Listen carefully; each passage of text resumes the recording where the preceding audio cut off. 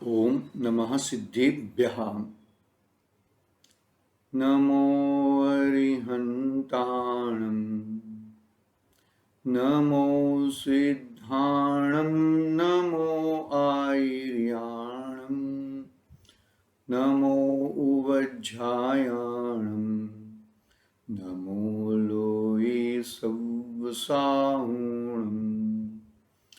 मंगलम भगवान वीरो मंगलम गौतमो गणी मंगलम कुंदिकुंदार्यो जैन धर्मोस्तु मंगलम सर्वमंगल्यमंगल्यम सर्वकल्याणकारकम् प्रधानं सर्वधर्माणां जैनं जयतु शासनं जैनं जयतु शासनं यस्य स्वयं स्वभावाप्ति प्रभावे कुत्स्नकर्मणां तस्मै संज्ञानरूपाय नमस्तु परमात्मने नमस्तु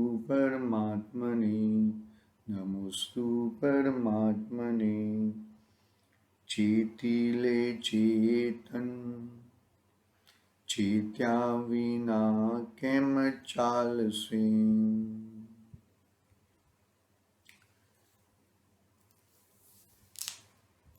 आचार्य पूज्यपाद स्वामी समर्थ आचार्य देव पूज्यपाद स्वामी का ये महान ग्रंथ इष्टोपदेश अपने सामने विराजमान है। अपना स्वाध्याय उसके पर चल रहा है। इष्ट उपदेश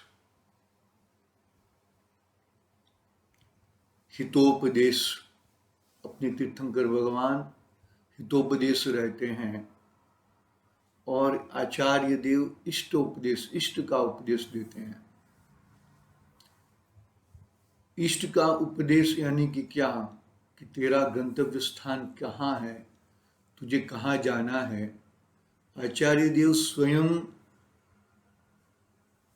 परमात्मा बनने की भावना भाते हैं तो दूसरे के लिए इष्ट का उपदेश परमात्मा बनने के लिए ही देंगे। बाहर के संसार में सुख ही कहाँ है भाई? संसार में सुख है क्या? संसार में सुख ही नहीं है। तूने उसमें सुख मान बैठा है, वो तेरा भ्रम है। और वो दुख को सुख माने बैठा है, वो भ्रम है।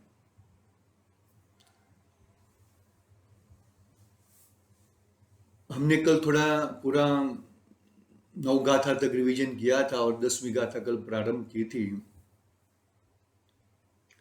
विराधक यानी कि तेरा विराध, तेरी विराधना, तेरा नुकसान, तेरा सब करने वाला कोई है तो तूने पहले उसका विराधक तूने किया था, तब जाके तुझे ये ऐसा विराधक तेरा कोई कर रहा है। अन्यथा कोई विराधक करने वाला नहीं है तेरा। तूने पूर्व में ऐसे कर्म किए थे जिसके कारण ये प्रॉब्लम था। भाव कर्म से द्रव्य कर्म और नो कर्म। द्रव्य कर्म है वो सेठ है और नो कर्म है वो नौकर है, बरोबर है। और तेरा पुरुषार्थ भाव कर्म पे चलता है, तेरा पुरुषार्थ द्रव्य कर्म पे बिल्कुल चलता नहीं है। याद रखना ये चीज। द्रव्य कर्म के अनुसार नो कर्म तुझे मिलते हैं। शरीर, पत्नी, घर बार, बाह्य मित्र, बिजनेस, धंधा, जो भी है वो सब नो कर्म तेरे द्रव्य कर्म के हिसाब से मिलते हैं। और द्रव्य कर्म कैसे बनते हैं? भाव कर्म से बनते हैं। तो पहले जीव भाव कर्म करता है, भाव कर्म से द्रव्य कर्म बनते हैं, और द्रव्य कर्म का परिणाम नो कर्म में मिलता है। अभी ये जीव नो कर्म में आगे पीछे करने के लिए राग द्वेष करते रहता है, इसके लिए भाव कर्म बनते हैं, भाव कर्म से वापिस द्रव्य कर्म, द्रव्य कर्म से वापिस नो कर्म।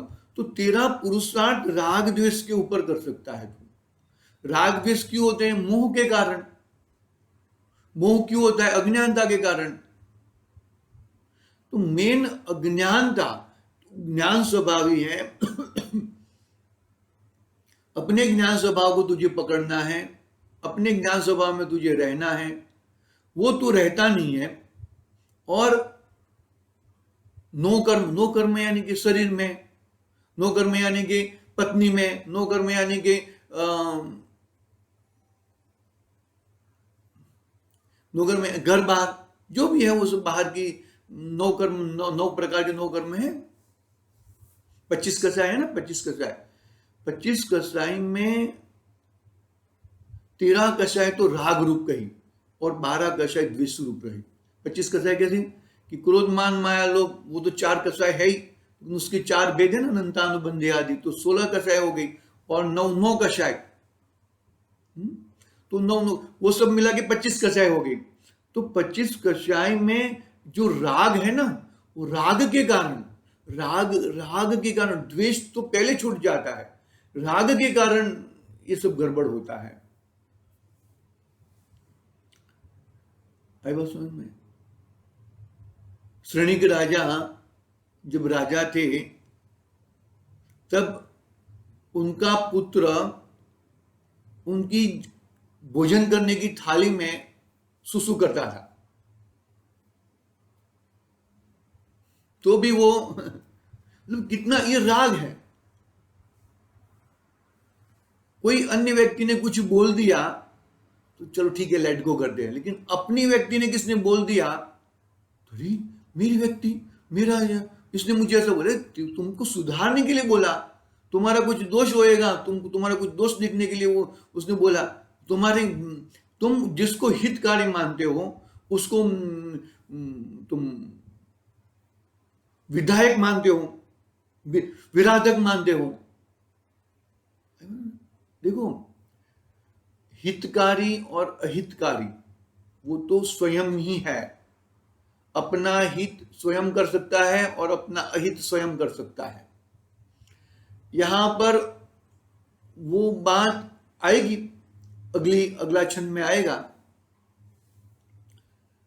9वीं गाथा में क्या आया कि सभी पक्षियां, उदाहरण क्या था, सभी पक्षियां रात को आते हैं और सुबह अपने अपने कार्य के लिए सब निकल जाते हैं। यहां पर भी घर में भी ऐसा ही होता है। तुम सोचो, तुम किसी के साथ राग करते हो तो कितना राग करोगे, कितना राग करोगे?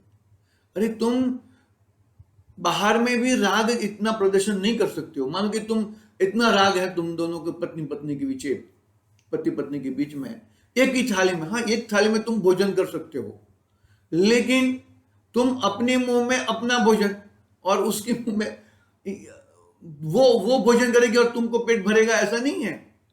तुम भोजन करोगे और वो पेट भर जाएगी, ऐसा नहीं है। एकत्व भावना है ना, तो एकत्व भावना तूने एक में कर दिया है। एकत्व बुद्धि कहो, एकत्व भावना कहो, अरे एक में हो ही नहीं सकता है। जैन शासन ये कहता है सब द्रव्य अपने अपने हिसाब से है, अपने अपने इसमें है। तुम एकत्व करना चाहोगे तो कैसे एकत्व होएगा? समझ में आई बात? एकत्व हो ही नहीं सकता है किसी के साथ। अरे सब अपनी अपनी सत्ता में है। वो उसका द्रव्य क्षेत्र काल भाव उसके साथ है और तुम्हारा द्रव्य क्षेत्र काल भाव तुम्हारे साथ है। तुम उसके क्षेत्र में, उसके द्रव्य में, उसके भाव में, उसके काल में वो बीमार हो जाएगी, तुम दर्द ले लोगे क्या? तुम बीमार हो जाओगे, वो दर्द नहीं हो सकता। तुम भाव कर सकते हो, राग द्वेष कर सकते हो एकमात्र, वही वही राग द्वेष छोड़ने के लिए पुरुषार्थ करना है हमें, अन्यथा और कुछ तुम्हारे हाथ में नहीं है। वही राग द्वेष से द्रव्य कर्म, और वही द्रव्य कर्म से वापस नो कर्म, आते ही रहेंगे, वो आते ही रहेंगे। अच्छी तरह से समझना भाई कि मैं ये राग द्वेष क्यों कर रहा हूं। मेरा विराधक हो रहा है, कोई मुझे मार रहा है, कोई मुझे दंड दे रहा है, कोई मुझे तकलीफ दे रहा है, वो तूने उसको पहले बहुत तकलीफ दी थी, तब जाके तुझे वो तकलीफ दे रहा है भाई। तब तुझे पहले उसने तेरे को तूने उसको मारा था।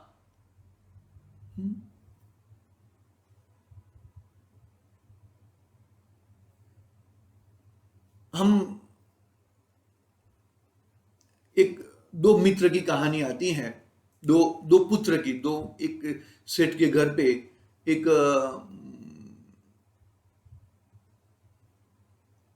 दो मित्र है, समझो दो मित्र हैं, दो मित्र की कहानी आती है। और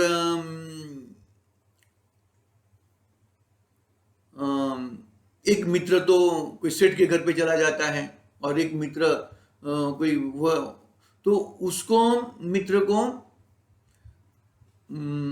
बहुत जबरदस्त ठेस लग जाती है, बहुत जबरदस्त ठेस लग जाती है। तो बोले कि अरे मैं इतना अच्छी तरह से चल रहा था और मुझे क्यों लग गया है। तो निमित्त ज्ञानी मुनिराज ने बताया कि तुझे सूली पे लटकने वाला था, लेकिन तुझे ठेस लग गई। क्यों भाई? अरे भाई, तेरा जो कर्म का उदय था, तूने जो ऐसे कर्म किए थे, वो कर्म से तेरे को राजा सूली पे लटकाने वाला था, लेकिन तुझे ठेस लग गई। ऐसे तूने पूर्व में ऐसे कर्म किए थे, वो कर्म का फल। लेकिन तो फिर सूली में से ठेस क्यों लग गई? तो कहते हैं कि तूने देवशास्त्र गुरु की आराधना की, तूने अपने मुनिराजों की आराधना की, तो तुझे आराधना का फल वो शूली मिट कर, देखो सेठ सुदर्शन को उठा लिया था, सूली पे लटका दिया था, सूली फूटी सिंहासन थयु। तो क्या जो सूली पे लटकाया था वो कर्म सही में किसने बांधे थे? सेठ सुदर्शन ने ही बांधे थे। और ये अपनी आत्मा की आराधना की, अपने भगवान आत्मा की भी आराधना की, तो देव भी ऊपर से आके उनका सहाय कर लिया, सूली फूटकर सिंहासन हो गया। और फिर इमीडिएटली नग्न दिगंबर दीक्षा धारण कर, घर पे भी नहीं गए, नग्न दिगंबर दीक्षा धारण कर अपना कार्य करके मोक्ष में चले गए। संसार की विचित्रता देख लिया कि मैं करना क्या चाहता हूं और ये मुझे क्या कराना चाहते हैं, संसार मुझे क्या कराना चाहते हैं, यानी कि मुझे मेरे कर्म, अरे कर्म है, कर्म उदय में आते हैं, लेकिन कर्म के उदय में द्रव्य कर्म तूने बांधे हैं, बरोबर है? द्रव्य कर्म बांधे हैं, तो द्रव्य कर्म से नो कर्म, यानी कि वो द्रव्य कर्म के नौकर है, बरोबर है? वो तुझे फल दे रहे हैं, तो वो फल दे रहे हैं, वो फल के समय तू उचाट मत कर। बेंजमिन का बोल है ना कि फल देने के समय तू उचाट मत कर, तू राग द्वेष मत कर, तू अपना स्वभाव पकड़ ले, तो तेरे कर्म का थोत निकल जाएगा, और कर्म का थोत निकल जाएगा, और निष्कर्म तत्व मैंने पाया।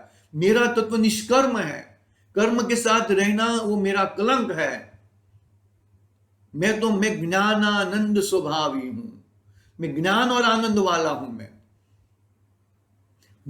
मुझे देखो, मुझे कोई मारता है, एक पिक्चर है, वो पिक्चर देखने की शौक पहले मुझे बहुत थी, अभी तो नहीं देखते हैं, कभी कभी जाते हैं, ऐसा नहीं है, लेकिन नहीं जाना चाहिए वो तो सब। लेकिन फिर भी वहां पर एक था, एक भाई साहब को उसको उसको दंड हुआ। दंड क्यों हुआ? भाई ये फलाने व्यक्ति का उसने खून किया है, 25 साल का उसको दंड हो गया। 25 साल के बाद वो छूटता है, तब आता है वापस नॉर्मल जीवन चालू करता है, और उसको मालूम पड़ता है कि अरे जो जिसके कारण मुझे फांसी पे मुझे 25 साल का मैं जेल काट के आ रहा हूं, वो तो जिंदा है व्यक्ति। फिर उसको पिक्चर में दिखाते हैं वो ऐसा, उसको मार डालता है।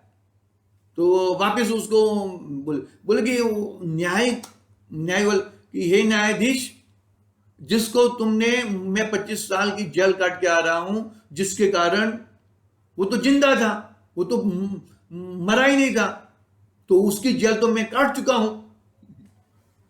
जैन शासन में ऐसा नहीं है। परिणाम तूने वो टाइम भी परिणाम ऐसे किए थे, और बाद में मारते वक्त भी परिणाम तूने दोबारा परिणाम तूने ऐसे किए। परिणाम का फल तुझे मिलता ही है भाई बस समझ। जैन शासन निराला है, किसी की कोई अपेक्षा रखता नहीं है, किसी को मतलब ये बड़ा है उसको जरा कम कर दूं, ये छोटा है उसको ज्यादा दे दूं, ऐसा नहीं है भाई। अपने साथ अपने परिणाम जाते ही हैं। परिणाम को संभालो। परिणाम को संभालने के लिए अभिप्राय को सुधारो। अभिप्राय जब सुधरेगा कि तुम्हारी जो भ्रम बुद्धि है पर द्रव्यों के प्रति, 5 इंद्रियों के प्रति, वासना प्रति जो बुद्धि है, वो बुद्धि को तुम्हें तोड़ना है। जब तक वो बुद्धि नहीं टूटेगी तब तक ब्रह्म बुद्धि नहीं टूटेगी, अभिप्राय नहीं टूटेगा, और अभिप्राय नहीं टूटेगा तो परिणाम नहीं सुधरेंगे, और परिणाम नहीं सुधरेंगे तो फिर बस वो परिणाम चलते रहते हैं, उल्टे परिणाम, 5 इंद्रिय संबंधी परिणाम, भोगों के परिणाम चलते रहते हैं। अनादि से यह जीव, उसको क्यों ज्ञात नहीं होता? अपना है ना, मोह के कारण उसे ज्ञात नहीं होता कि भाई क्या गड़बड़ है क्या नहीं गड़बड़ है। देखो हम 10वां छंद पढ़ते हैं, अपनी बात मुख्य आ गई है। छंद पढ़ता हूं मैं।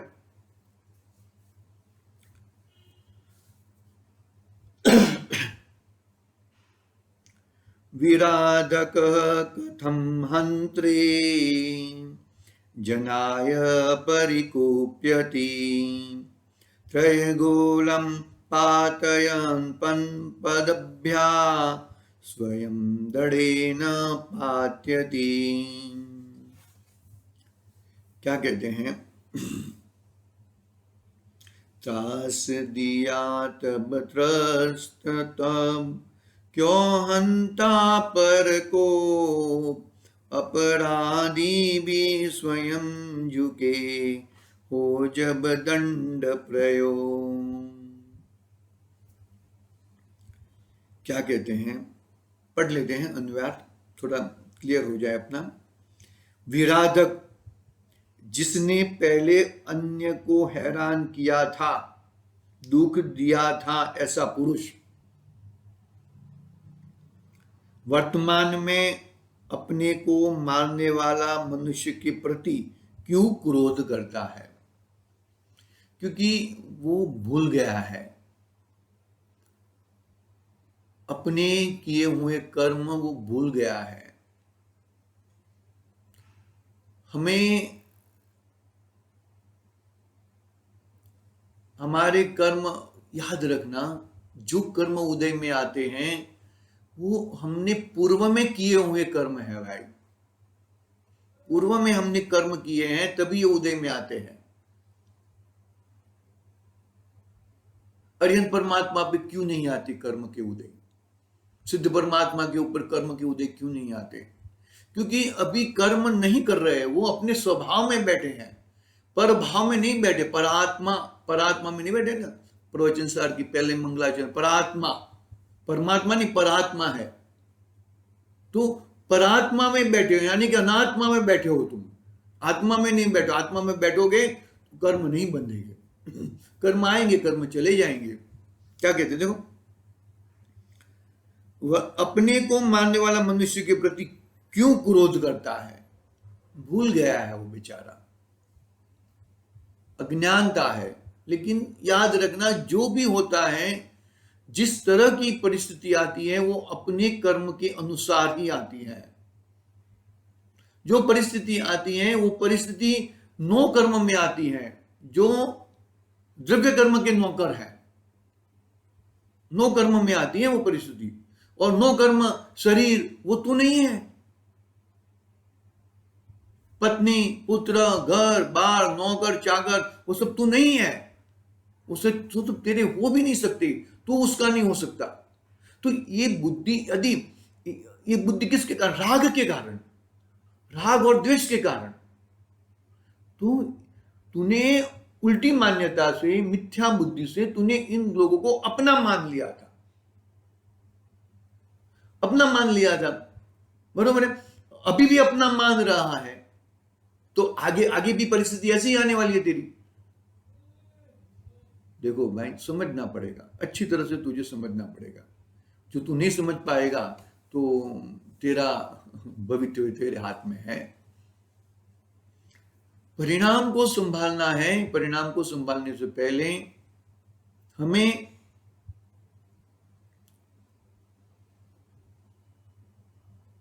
अभिप्राय बदलना है, मिथ्या अभिप्राय को छोड़ना है, सम्यक अभिप्राय को लाना है।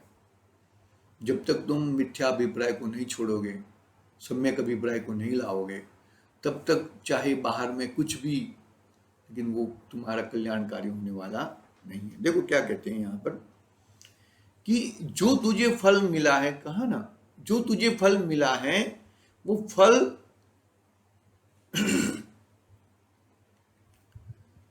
वो तुझे फल किसके कारण मिला है?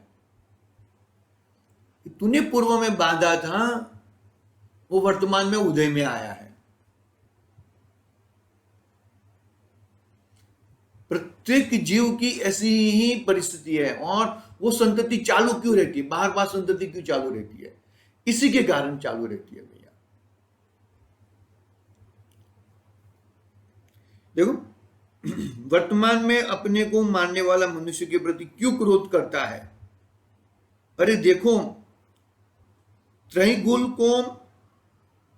को पैरों से नीचे गिराने वाला मनुष्य स्वयं दंड के द्वारा,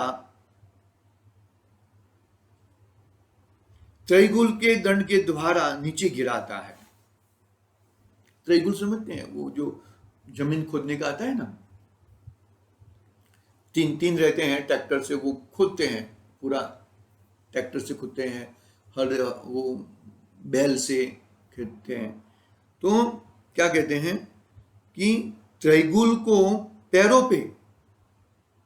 पैरों से नीचे गिराने वाला मनुष्य स्वयं दंड द्वारा, त्रैगुल के दंड द्वारा नीचे गिरता है। नीचे गिर जाता है वो क्यों? स्वयं यानी कि तूने पूर्व में ऐसे कर्म बांधे थे, वो उदय में आ जाते हैं। एक बस में सब लोग मुसाफरी करते हैं, तो मानो कि कोई बस का एक्सीडेंट हो गया, तो बस का एक्सीडेंट हो गया, इसमें मानो कि 50 एक बैठे हैं, 20 मर गए, 20 को खरोच आया और 10 को कुछ नहीं हुआ। अरे वो अपने कर्म की अवस्था है, वो हर्ष माने ऐसा नहीं है। वो हर्ष, मैं बच गया, ऐसा नहीं है भाई।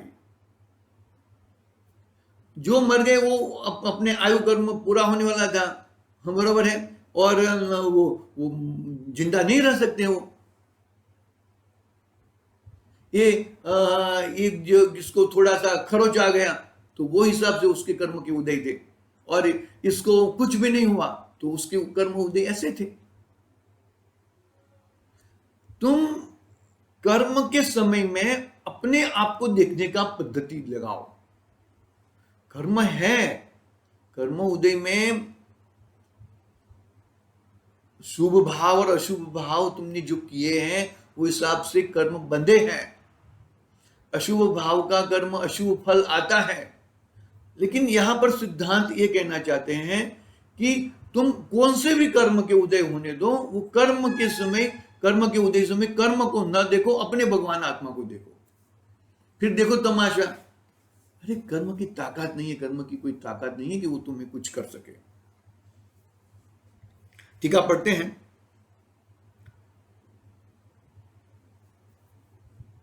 कथम शब्द अरुचि के अर्थ में है। अरुचि यानी कि कथम राग, द्वेष, राग और द्वेष। राग और द्वेष मोह के कारण होते हैं। राग द्वेष जानने की पद्धति कैसे होगी? अपने स्वभाव को देख लो भाई।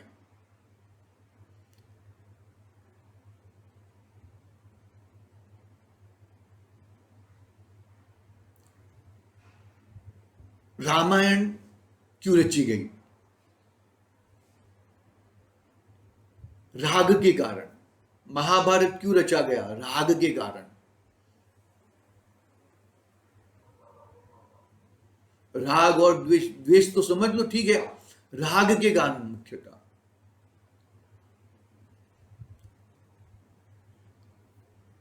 एक ही व्यक्ति थे ना, सीता एक ही व्यक्ति थी, एक ही व्यक्ति के ऊपर दो जन राग कर रहे हैं तो युद्ध हो गया। राम भी राग करते थे और रावण भी राग करते थे। जो रावण का राग तो गलत राग था, वो तो अशुभ वाला राग था। किसी की भार्या, किसी की पत्नी को अपनी पत्नी बनाना वो कि कहाँ उचित है। और रामचंद्र जी का राग बरोबर था, वो राग था भाई। वो राग को छोड़कर वितराग, अरागपना प्रकट करके वितराग हुए ना, कि वो राग सही में वो राग वो मैं तो अरागी हूं, वो राग भी छोड़ दिया। और फिर भले वो टाइम बाद में मुनिराज बन गए थे, तो पतिंद्र देव बने थे सीता जी, तो आगे कहने लगे, लेकिन फिर भी नहीं, मैं तो अरागी हूं। वो समय राग और इस समय का राग फर्क क्यों है भाई? पांच पांडव को देख लो। कौरव बोलते हैं कि मैं तुझे सुई की ऊनी सुई जितनी भी तुझे जमीन नहीं दूंगा, और वो भी उसका राग, मैं तुझे नहीं दूंगा। और अपना पांडव बोलते कि मुझे 5 घाव दे दो, मैं 5 घाव से संतुष्ट हो जाऊंगा। उसको क्या था, कौरवों को क्या था, यदि 5 घाव दे देंगे ना तो ये पूरा अपना हस्तिनापुर हड़प लेंगे। राग था, हस्तिनापुर के राग था। 3 चीज के लिए झगड़े होते हैं, जर, जोरू और जमीन। 3 चीज के लिए झगड़े होते हैं भाई, याद रखना ये चीज। जर यानी कि क्या? धन। जोरू यानी कि पत्नी, और जमीन, ज याद रखना ये चीज। हमें तीनों से मैं अलिप्त हूं, मैं जुदा हूं। कमलिनी का पत्र कादव में डूबा हुआ है, फिर भी वो कादव और पानी से जुदा है, क्योंकि उसके स्वभाव के समीप जाकर हम देखते हैं तो उसको स्वभाव पानी को और कादव को स्पर्श नहीं किया है। और ऐसा ही मेरा आत्मा है, मेरे आत्म स्वभाव के समीप जाते हैं तो कर्म, नो कर्म मेरे को छुए नहीं है। तो ऐसे भगवान आत्मा को क्यों समक्ष नहीं रखता? ऐसे भगवान आत्मा को सामने क्यों नहीं रखता भाई? बहुत समझने जैसी बातें हैं। किस तरह हम अपने आत्मा को, अपने स्वभाव को प्राप्त करें, वो हमें देखना चाहिए भाई। देखो आगे, कथम शब्द अरुचि के अर्थ में, यानी कि रुचि, वो जो कर रहा है वो उसमें तेरे को रुचि नहीं है। मुझे श्रद्धा में जचती नहीं है, मुझे समझ में नहीं आता कि क्यों परिकोप करता है, अर्थात क्यों सर्व प्रकार के कुपायमान होता है। वह कौन है? विराधक, अर्थात अपकार करने वाला मनुष्य। किस पर क्रोध करता है? कि हनने वाले मनुष्य के ऊपर। वो जो सामने वाला मुझे मारता है, सामने वाला मुझे दुख देता है, सामने वाला, अरे तेरे कर्म तुझे दुख देते हैं, तेरे कर्म, तूने पूर्व में कर्म किए थे, वो तुझे दुख देते हैं। बस तेरे हाथ में एक ही हथियार है, पुरुषार्थ। यानी पुरुषार्थ यानी कि तू राग द्वेष न करे और अपने भगवान आत्मा को देखे, वही तेरे पास पुरुषार्थ है, अन्यथा और कोई पुरुषार्थ तेरे हाथ में नहीं है, और कोई पुरुषार्थ तेरे हाथ में नहीं है भैया। विराधक अर्थात अपकार करने वाला मनुष्य किस पर कोप करता है? हनने वाले, मुझे दोष मुझे करता है, मुझे वो करता है, अर्थात सामने अपकार करने वाले लोक पर। ये इसने मुझे गाली दे दी, उसने मुझे ऐसा बोल दिया, उसने ये कर दिया।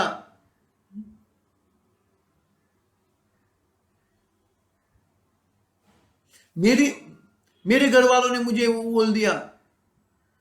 बाहर वाले तो बोले ठीक है, लेकिन मेरे घर वालों ने मुझे बोल दिया। जिसको मैं अपना मान रहा था, जिसको मैं अपना कर रहा था, उसको मैंने अपना बोल दिया।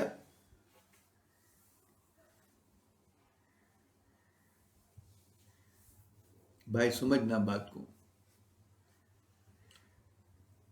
राग और द्वेष को आएगी 11वीं गाथा में आएगी हम, क्योंकि मुद्दे की बात यही है भाई। क्यों संसार में मैं रखड़ रहा हूं? मैं मेरे मोह कर्म मोह भाव के कारण, मेरी उल्टी मान्यता के कारण मैं अनादि से रगड़ रहा हूं। बस यही अभी हूं मैं, अभी यहां पर संसार में हूं, यानी कि मैं अपना ही विराधक कर रहा हूं। मैं अपना स्वयं का गुनहगार हूं। मैं दूसरे का गुनहगार तो बाद में जब देखेंगे तब देखेंगे, लेकिन तू स्वयं का गुनहगार है। वो गुनाह बहुत बड़ा गंभीर है, संसार में रखड़ाने वाला है। वो गुनाह पे तू को काबू कर भाई, वो गुने पे काबू करेगा तो ही तेरा कल्याण हो सकता है। संसार में यह सुनिश्चित रीत है कि जो जिसको सुख या दुख देता है वह उसकी तरफ से उन सुख दुख को पाता है। ये निश्चित व्यवस्था है। तूने जिस प्रकार के कर्म बांधे हैं उसी प्रकार के तुझे कर्म उदय में आएंगे। तूने उल्टे कर्म बांधे हैं, तूने अशुभ कर्म बांधे हैं तो अशुभ कर्म उदय में आएंगे, शुभ कर्म बांधे हैं तो शुभ कर्म उदय में आएंगे। देखो पुण्य पाप का खेल मैं बताता हूं कि यह जीव अनादि से निगोद में था। यह जीव, मैं स्वयं, दूसरे की बात नहीं है यहां पर। कोई ऐसा होएगा जिसके वो यहां तक पहुंचाए संगी पंचेंद्रियपना तक, बरोबर है? यानी कि उसका समय, मैक्सिमम समय 2000 सागर सादिक कहा है। सबको ये ना 2000 सागर सादिक मिल जाए ऐसी व्यवस्था नहीं है। This is the maximum period. तुझे इतनी ओवर दी जा रही है, इतनी ओवर में तुझे मोक्ष रूपी रंग को प्राप्त करना है। इतनी ओवर दी ना, लिमिट लेते हैं ना। अभी 2020 आ गई है, 50-50 वनडे ओडीआई जो भी बोलते हो वो, फिर चार दिन की, पहले 5 दिन की, अभी 4 दिन की हो गई टेस्ट मैच। तो ये तुझे ये दे दी गई है। तुझे ये 2000 सादिक सागर में तुझे क्या करना है? अपना स्वभाव पकड़ना है और तुझे मोक्ष में चले जाना है। ये तेरी ये लिमिटेड ओवर है, लेकिन तूने क्या किया? इष्ट अनिष्ट, हाँ खा था। तो इसमें नक्की है कि तूने, तेरे को मैक्सिमम 2000 सागर है ना, 2000 सागर में 1276, 1276 सागर स्वर्ग के नक्की है, और 636 जो भी है, कुछ आंकड़ा आगे पीछे हो सकता है, 634 नरक के नक्की, माने कि डबल स्वर्ग के और आधे नरक के नक्की हैं आंकड़े। अजी तू ज्यादा जन्म में और पुण्य कर दो, अरे पुण्य है ना वो पाप में संक्रमित होके तू नरक में चला जाएगा। और सादिक है ना, सादिक के बीच में जो ये जो मध्य लोग है ना, यानी कि तिर्यंच और मनुष्य, वो सादिक में आ जाता है। तुझे ये लिमिटेड ओवर मिली है, अरे अनादि का जीव है ये, अनादि का, अभी तक अपना कल्याण नहीं किया, इसने मेरा बुरा किया, मैं उसका बुरा करूं, उसने मेरी आंख में, अरे नरक में कैसा कैसा कैसा करते हैं, माने माता रहती है ना, माता तो छोटे बच्चों को क्या करती है, वो क्या डालते हैं, वो अंजन अंजन डालते हैं ना, तो वो वो सामने वाला देख तेरी आंख फोड़ने के लिए आया है, तेरी तेरी आंख फोड़, तू उसको मार। अरे ऐसे ऐसे ऐसे ऐसे दुख पैदा करने के लिए बहुत सारे लोग आते हैं, बहुत सारे अशोक कुमार के देव जो भी है नरक गति में, इतना मारा काप एक समय, अरे वहां पे तो एक समय का तुझे समय नहीं मिलता है, तो यहाँ पर तो मनुष्य गति में तुझे समय मिल सकता है ना। अपना कल्याण करने का रियली एकमात्र शाश्वत मार्ग अपना आत्मा है, और अपना आत्मा द्रव्य कर्म, भाव कर्म और नो कर्म से जुदा है। एक क्षेत्रावधा है, लेकिन वो मेरे से जुड़े हैं।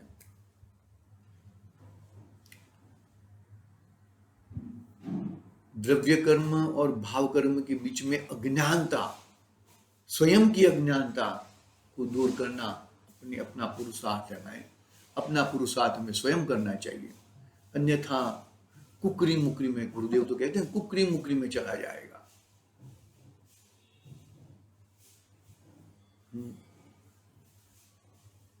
देखो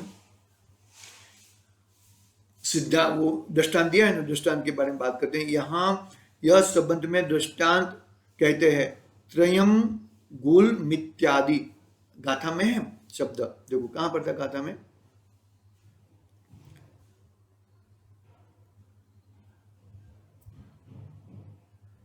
त्रयंगुलम, हंता को प्लस,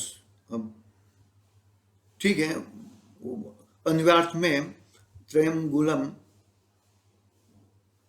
शब्द है, तो त्रयंगुलम को क्या है, वो अपने खुद ही कहां पे गिराना चाहता है, देखो पढ़ता हूं मैं यहाँ पे, गिराया जाता है अर्थात किसके द्वारा, भूमि पर पटका जाता है, वह कौन है, कोई बिना विचारे काम करने वाला मनुष्य, किसके द्वारा गिराया जाता है, दंड द्वारा, अर्थात हाथ में रखे हुए काष्ठ लकड़ी द्वारा, किस प्रकार स्वयं गिराया जाता है, किसकी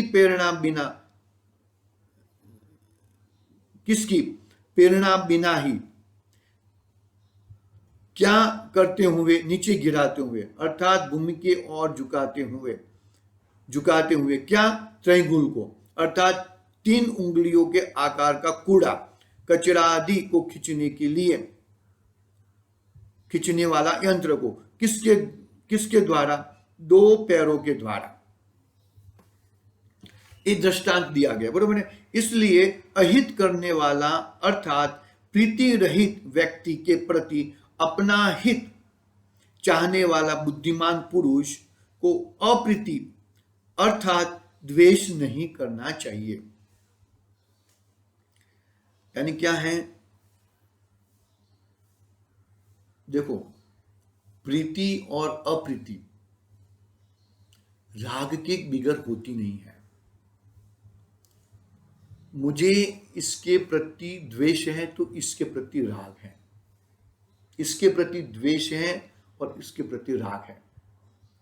राग द्वेष का कोई ठिकाना नहीं रहता, कभी किसके ऊपर द्वेष करने लगता है उसके ऊपर वापस राग करने लगता है। मेरे साथ ऐसा होता है। कैसे होता है कि कोई पेमेंट नहीं देता है 5 6 6 7 7 महीना तक पेमेंट नहीं देता है तो गुस्सा आ जाता है, अभी उसको तो माल दूंगा ही नहीं, वो कुछ भी करे तो द्वेष आ जाता है। फिर पेमेंट आ जाता है एक साथ में, बहुत सारा पैसा आ जाता है, फिर वापिस अरे सर क्या ऑर्डर है, क्या है। जिसके ऊपर द्वेष कर रहा था उसके ऊपर राग करने लग जाता है, और जिसके ऊपर राग कर रहा था उसके ऊपर द्वेष करने लग जाता है। कोई ठिकाना ही नहीं है उसका, ठिकाना ही नहीं है, राग द्वेष का कोई ठिकाना ही नहीं है। हम घर में भी बेटे के ऊपर गुस्सा कर दिया या पत्नी के ऊपर गुस्सा कर दिया, ऑफिस में कुछ गुस्सा है तो पत्नी के ऊपर धप कर दिया, वापिस वो थोड़ा अरे अरे मैं गुस्सा था, मैं वैसा था। अरे क्यों ऐसा? क्योंकि तुम ये जो है ना, ये आग की डोर की तरफ दौड़ते रहते हैं, ऐसा प्रीति अप्रीति। तुझे प्रीति रहित होना है, यानी कि प्रीति रहित होना है या अप्रीति रहित भी होना है। देखेंगे हम उसकी बात कल करेंगे, आज समय हुआ है अपना, उसकी बात कल करेंगे कि क्या किस तरह प्रीति और अप्रीति, और उसकी गाथा भी आने वाली है 11वीं गाथा, वो उसकी बात हम कल करेंगे। आज के लिए ओम नमः सिद्धेभ्यः। निज निधि निज में बता